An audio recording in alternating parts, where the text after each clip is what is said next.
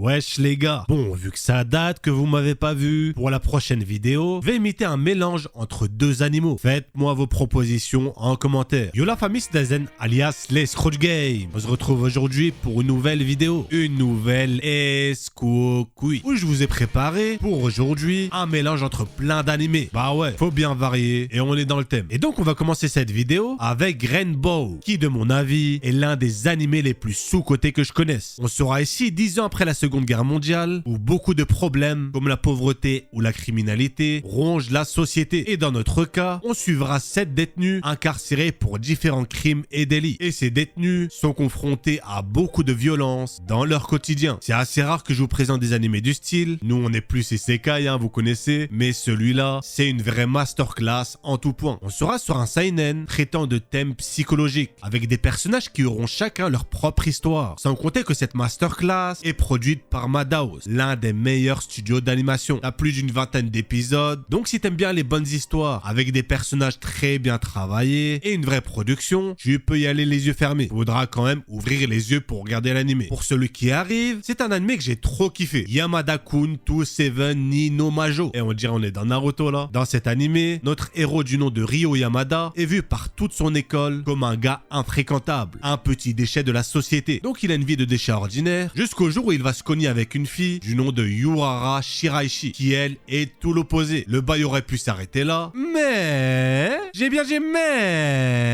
Ils vont se rendre compte qu'ils ont changé de corps. Du coup, on va avoir la racaille dans le corps de la gentille fille et la gentille fille dans le corps de la racaille. Ce qui va nous donner des scènes de comédie très sympas, car l'opposition dans les comportements et le physique sera très drôle à voir. En parallèle de ça, ils enquêteront aussi sur certains événements chelous dans leur lycée. On sera dans un thème avec beaucoup de mystère, qui est la base de l'animé, ainsi que du school life et de la romance. Il y a une douzaine d'épisodes que tu peux retrouver dès maintenant sur Crunchy. Alors pour le prochain, c'est un animé de chez Wakanim, du nom de Sabikyu Bisco, où l'on sera dans un Japon dans lequel t'as une sorte de virus qui fait rouiller le corps humain. Et afin de sauver son maître atteint de cette maladie, notre protagoniste va partir à la recherche d'un champignon légendaire dans le but de le guérir. Et en chemin, notre héros va rencontrer un autre chacal qui lui aussi cherche ce fameux remède. On a quelque chose d'assez similaire à Guilty Crown, pour ceux qui connaissent. On a ici une trame qui de base a l'air assez cliché, mais tout ce qui en découle va à l'opposé. T'es toujours surpris par ce que propose l'animé et l'œuvre en général est super prenante. Malgré bien évidemment un ou deux défauts dans le scénario, on aura ici un animé qui amènera une sorte de fraîcheur dans ce qu'il propose. C'est soit on aime, soit on n'aime pas. Si c'était One Piece, j'aurais dit c'est soit on aime ou soit on n'a pas de goût. Et pour terminer, je vais vous parler de Shining Tears X-Wing, où cette fois-ci on sera dans un shonen du studio Deen, contenant de la fantasy et de la romance, tout en ayant beaucoup d'action. C'est un animé adapté d'un jeu qui nous amènera dans un monde partagé entre combat, fantasy et le tout dans un style RPG. Dans cet animé, on va avoir l'apparition d'une jeune femme chat